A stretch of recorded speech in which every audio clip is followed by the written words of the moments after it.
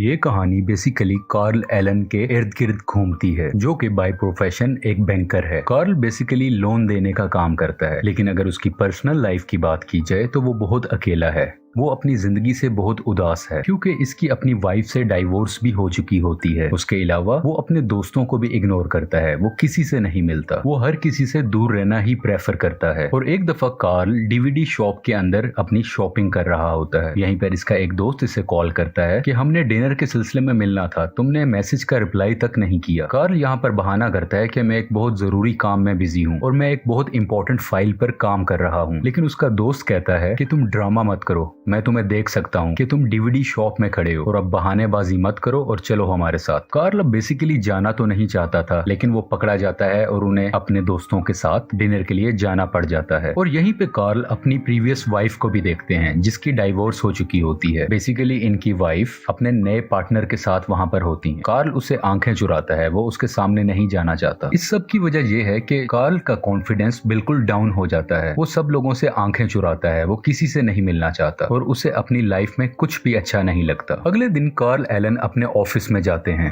वहां पर उनके सीनियर ऑफिसर आते हैं और कहते हैं कि तुम्हें पता है ना कि ऑफिस में प्रमोशन की बात चल रही थी, लेकिन अनफॉर्चुनेटली वो प्रमोशन तुम्हें नहीं मिला। और कार्ल जवाब में कहता है कि कोई बात नहीं, ये सब होता रहता है और खास तौर पे मेरी लाइफ में, क्योंकि कार्ल बहुत मायूस हो चुका होता है, बहुत डिप्रेस होता है और ऐसी बातें उसकी लाइफ में होना एक आम सी बात थी। और ऑफिस के अंदर ही कुछ रैंडम लोग कार्ल से लोन लेने के लिए आते हैं। उनके कुछ डॉक्यूमेंट्स मिस होते हैं, जो कि सॉफ्ट कॉर्नर रख के लोन दिया जा सकता था, लेकिन कार्ल उन लोगों को इनकार कर देता है कि आपके डॉक्यूमेंट्स मिसिंग है, यानी कि कार्ल उन्हें नो बोल देता है। और उसके अलावा कार्ल के जानने वाले जब उसे फोन भी करते हैं तो वो जानबूझकर फोन नहीं उठाता, क्योंकि उसे किसी से बात नहीं करनी होती। लंच के वक्त कार्ल का एक पुराना दोस्त उसे आके मिलता है और वो उसे कहता है कि मुझे खुशी हुई कि तुम अभी तक इस बैंक में काम कर रहे हो। जब कार्ल अपने दोस्त से पूछता है कि तुम क्या कर रहे हो, दोस्त बताता है कि मैं पूरी दुनिया घूम रहा हूँ क्योंकि मैं हूँ यस मैन। और इसके साथ ही वो कार्ल को एक ब्राउचर दिखाता है और वो उसे बताता है कि ये सेमिनार कंडक्ट होने वाला है और तुम लाजमी इस सेमिनार में जाओ। साथ में ये भी कहता है कि मुझे पता है तुम अपनी जॉब और इस लाइफ से खुश नहीं हो, ये पत्थर लो और बैंक का शीशा तोड़ दो। जिसके जवाब में कार्ल फिर से नो बोलता है और कहता है कि मैं ऐसा नहीं कर सकता, क्योंकि कार्ल के लिए हर चीज में नो बोलना एक कॉमन सी बात हो गई थी। और इसका दोस्त कहता है अब यही बात तुम मुझसे पूछो। कार्ल जब कहता है कि क्या तुम इस बैंक का शीशा तोड़ना चाहते हो, तो वो दोस्त हंसते हुए कहता है कि यस, और वो शीशा तोड़कर वहां से भाग जाता है। और वहां से भागते हुए वो कार्ल को कहता है कि जिस जगह का ब्रोशर मैंने तुम्हें दिया है वहां पर तुम लाजमी जाना, अपनी लाइफ को एंजॉय करो,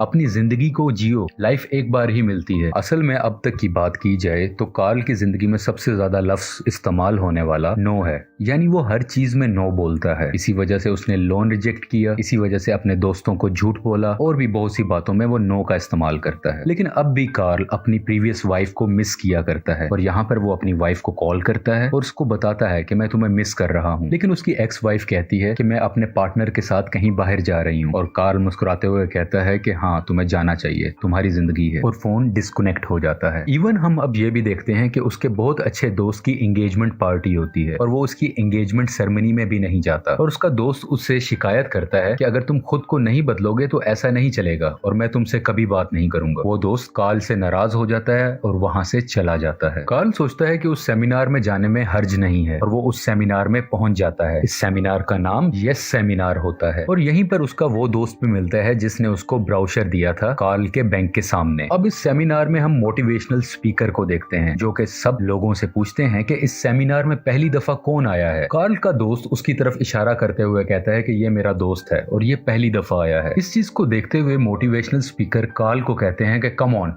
कम टू स्टेज। वो उसे स्टेज पर बुलाते हैं, लेकिन कार्ल कहता है नो नो थैंक यू, मैं यहाँ पे बिल्कुल ठीक हूँ। मोटिवेशनल स्पीकर कहते हैं कि तुमने क्या कहा, नो? यहाँ पर नो कोई भी नहीं बोलता और उसके आसपास बैठे हुए सब लोग कार्ल को no man no man no man कहना शुरू कर देते हैं। मोटिवेशनल स्पीकर कहता है कि अगर तुम मेरे पास नहीं आते तो मैं तुम्हारे पास आ जाता हूँ, और वो जल्दी से भागता हुआ कार्ल के पास आ जाता है। वो उसको देखते हुए कहता है कि तुम अपनी जिंदगी में बिल्कुल भटके हुए हो, तुम अकेले हो, ना तुम्हारा कोई दोस्त है, ना कोई गर्लफ्रेंड, ना कोई थी। कार्ल इसके जवाब में कहता है कि मेरी जिंदगी बहुत टफ है, आप नहीं समझते मैं किन हालात से गुजरा हूँ। मोटिवेशनल स्पीकर कहते हैं कि तुम मुझसे एक वादा करो और खुद से भी कि आज के बाद से तुम अपनी जिंदगी की हर अपॉर्चुनिटी में, जिंदगी की हर बात में तुम यस कहोगे, नो कभी नहीं कहोगे। यहाँ पर कार्ल पे इतना प्रेशर होता है कि वो कुछ और बात कर ही नहीं पाता और वो उसको कह देता है कि हाँ मैं यस ही कहूंगा, और वो सबके सामने यस कह देता है। सेमिनार के बाद कार्ल जब बाहर आता है तो एक आदमी उसे लिफ्ट मांगता है कि तुम मुझे फलां जगह तक छोड़ दोगे। कार्ल बेसिकली नो कहने वाला होता है, लेकिन उसी वक्त उसका वही दोस्त आ जाता है और वो उसको कहता है कि हाँ जरूर, कार्ल तुम्हें छोड़ देगा। और वो कार्ल को कहता है कि इसे कहो यस, और कार्ल मजबूरन यस कह देता है।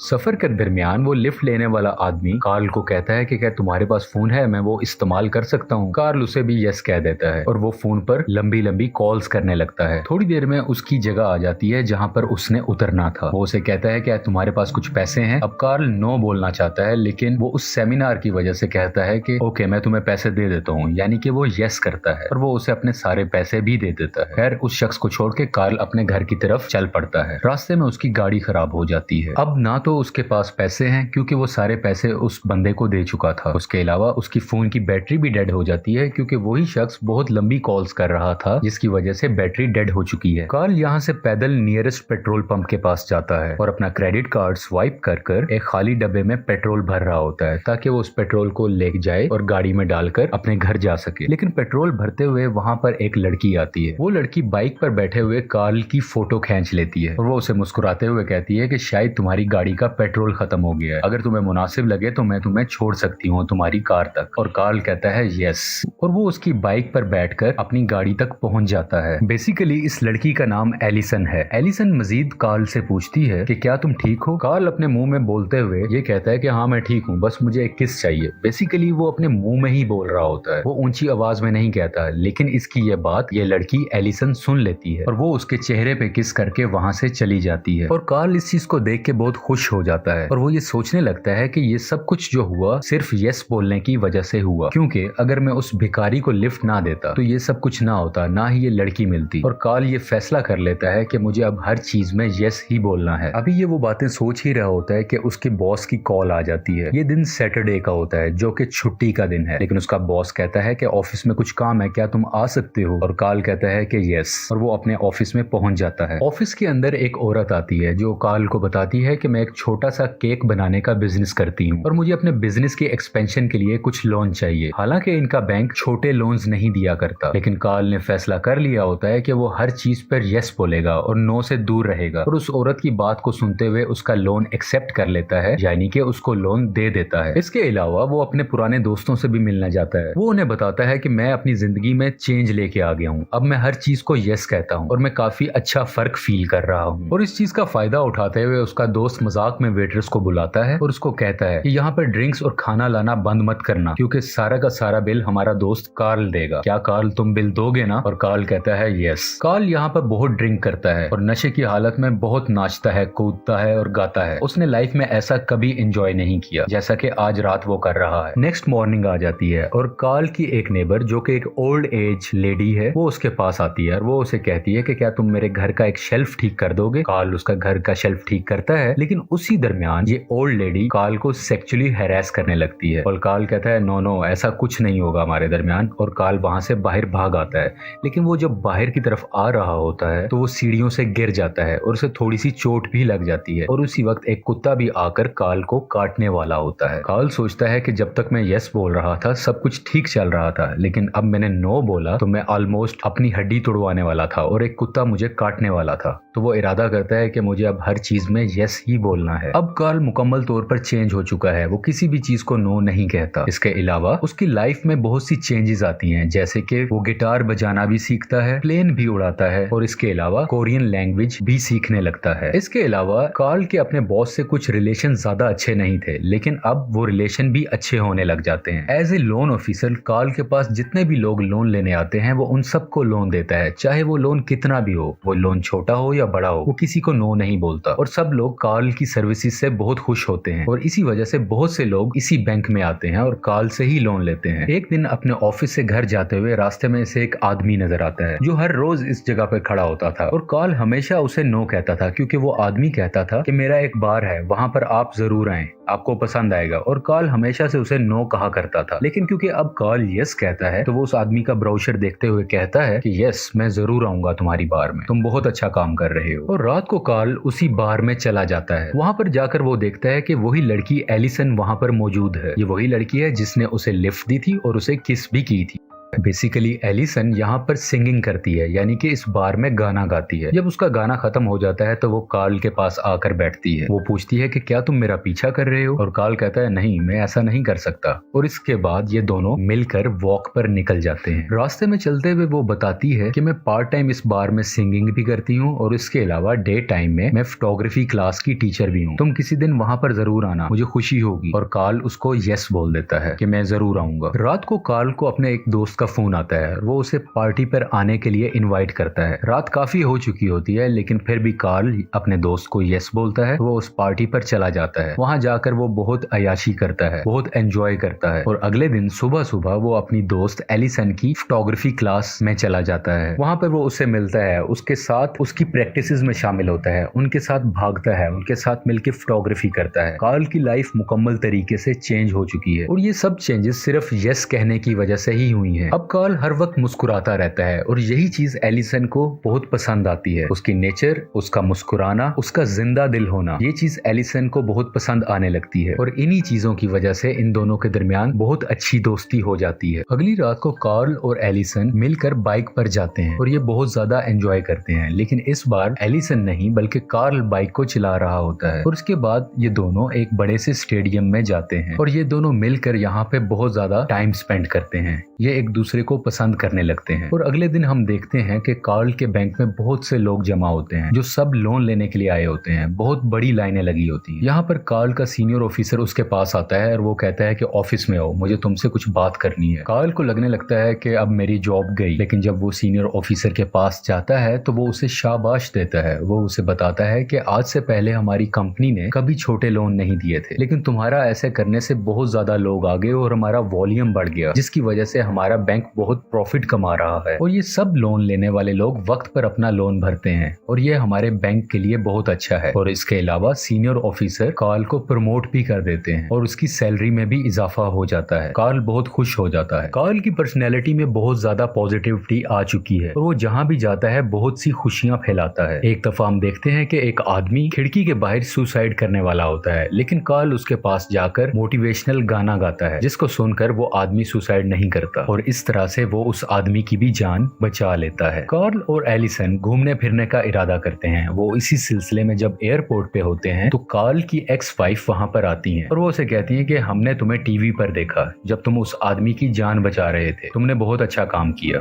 कार्ल कहता है वो तो बस यूं ही। ये सब देखकर उसकी एक्स वाइफ बहुत हैरान हो जाती है कि कार्ल में ऐसी चेंजेस कैसे आ गई, वो इतना मुस्कुरा कैसे रहा है, वो इतना पॉजिटिव और इतना जॉली कैसे है। वो उसे पूछती है कि तुम यहाँ कैसे। वो उसे बताता है कि मैं अपनी गर्लफ्रेंड का इंतजार कर रहा हूँ। वो पूछती है कि तुम कहाँ जा रहे हो, तो वो कहता है कि हमने अभी तक ये डिसाइड नहीं किया, वो जब आएगी तो हम यहीं से डिसाइड करें कि हमें कहाँ जाना है। इसके बाद एलिसन भी आ जाती है और वो मिलकर टिकट काउंटर के पास जाते हैं और वो टिकट ऑफिसर को कहते हैं कि यहाँ से पहली फ्लाइट जो भी है, जहाँ भी जा रही है, हमें उसकी टिकट दे दो। और पहली जाने वाली फ्लाइट का नाम होता है निब्रास्का। ये दोनों मिलकर निब्रास्का चले जाते हैं। वहां पर ये बहुत एंजॉय करते हैं, फोटोग्राफी करते हैं। यहाँ पर कार्ल का ह्यूमर, उसकी बातें करने का अंदाज और उसकी पॉजिटिविटी को देखते हुए एलिसन बहुत ज्यादा इम्प्रेस हो जाती है और वो पहले से ज्यादा कार्ल को पसंद करने लगती है। और वो कार्ल को कहती है कि क्यों ना हम यहाँ से जाने के बाद एक ही घर ले लें और मिलके वहां पर शिफ्ट हो जाएं। कार्ल इस बात को सुन के बहुत खुश हो जाता है क्योंकि उसकी लाइफ भी बहुत अकेली होती है, वो तन्हा रहता है और वो इसकी बात पर यस कह देता है। अमेरिका वापस जाने के लिए ये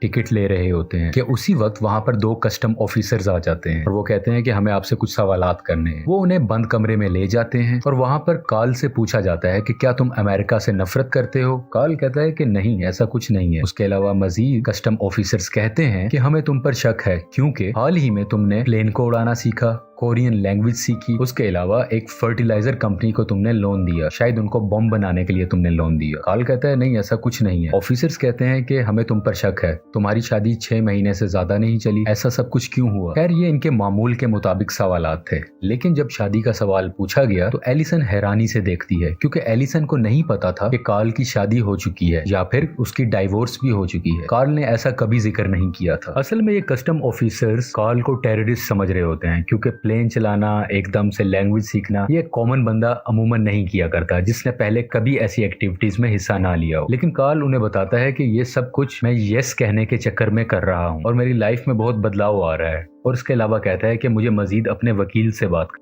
यहाँ पर उसका दोस्त वकील आ जाता है और वो उन्हें उस सेमिनार का बताता है कि उस सेमिनार के चलते हुए मेरा क्लाइंट हर चीज पे यस कहता है, जिसकी वजह से उसकी जिंदगी में बहुत पॉजिटिविटी आई है और इसलिए उसने ये सब एक्टिविटीज की। और दूसरी तरफ एलिसन को लगने लगता है कि कार्ल ने जितनी भी बातें उससे की हैं या उसने यस का जवाब दिया है तो वो सिर्फ उस सेमिनार की वजह से दिया है। वो एक्चुअल में शायद यस नहीं कहना चाहता था, लेकिन मजबूरन उसने मेरी हर बात पे यस बोला और इसीलिए वो उसके साथ घूमने गया था और इसलिए उसने उसके साथ रहने के लिए यस भी कहा। वो समझने लगती है कि कार्ल मुझसे झूठ बोलता आया है आज तक और वो उससे नाराज होकर वहां से चली जाती है। और एलिसन के जाने से एक बार फिर से कार्ल की लाइफ डिप्रेस हो जाती है। वो उसे हर वक्त मिस करता है, वो उसे फोन करने की भी कोशिश करता है लेकिन वो फोन नहीं उठाती। वो उसे बार में भी जाकर मिलता है लेकिन एलिसन उसे वहां भी नहीं मिलती। और एक बार फिर से कार्ल अकेला हो जाता है, तन्हा हो जाता है। एक दिन कार्ल की एक्स वाइफ उसे कॉल करती है और वो उसे कहती है कि तुम मुझसे आके मिलो, मुझे कुछ जरूरी बात करनी। जब कार्ल अपनी एक्स वाइफ के पास जाता है तो वो बताती है कि मेरा पार्टनर, मेरा बॉयफ्रेंड, मेरा उससे ब्रेकअप हो चुका है और मैं अब उसके पास बिल्कुल नहीं जाना चाहती। मैं तुम्हें फिर से पसंद करने लगी हूँ, मैं तुम्हारे साथ दोबारा जिंदगी गुजारना चाहती। लेकिन कार्ल उसे इनकार कर देता है क्योंकि वो कहीं ना कहीं एलिसन से प्यार करने लगा है और वो वहां से चला जाता है। उसने अपनी एक्स वाइफ को नो कहा होता है, इसलिए अब इसके ज़हन में एक वहम सा आ जाता है कि अब उसकी लाइफ में सब कुछ बुरा होने लग गया है और बुरा होता रहेगा। और इसी परेशानी के आलम में वो उसी मोटिवेशनल स्पीकर के पास जाता है जिसने इसे यस कहने के लिए मोटिवेट किया था। कार्ल उस मोटिवेशनल स्पीकर की गाड़ी के पीछे वाली सीट पर छुप जाता है जो कि उसको नहीं पता होता। और जब ये गाड़ी चला रहा होता है तो कार्ल एकदम से पीछे से निकलता है और उसे आके कहता है घबराना मत, मैं कार्ल हूँ। लेकिन मोटिवेशनल स्पीकर डर जाता है, घबरा जाता है और कार उसके कंट्रोल में नहीं रहती और वो दूसरी गाड़ी से टक्कर मार लेता है, यानी कि एक्सीडेंट हो जाता है। और एक्सीडेंट की वजह से ये दोनों ही हॉस्पिटलाइज हो जाते हैं। यहाँ पर कार्ल को जब होश आता है तो वो अपने मोटिवेशनल स्पीकर से कहता है कि आपको ये रूल बदलना पड़ेगा कि हर चीज पर यस कहना होता है। मोटिवेशनल स्पीकर कहता है कि ऐसा कोई रूल नहीं है, मैंने तुम्हें सिर्फ इसलिए कहा था क्योंकि तुम मेरी बात नहीं सुन रहे थे। जरूरी नहीं है कि हर बात पर यस कहा जाए और तुम्हें यस सिर्फ तभी कहना चाहिए कि जब तुम्हारा दिल उस चीज को माने। तुम्हारा दिल जब कहे तभी तुम्हें यस कहना चाहिए। कार्ल इस बात को सुनता है और कहता है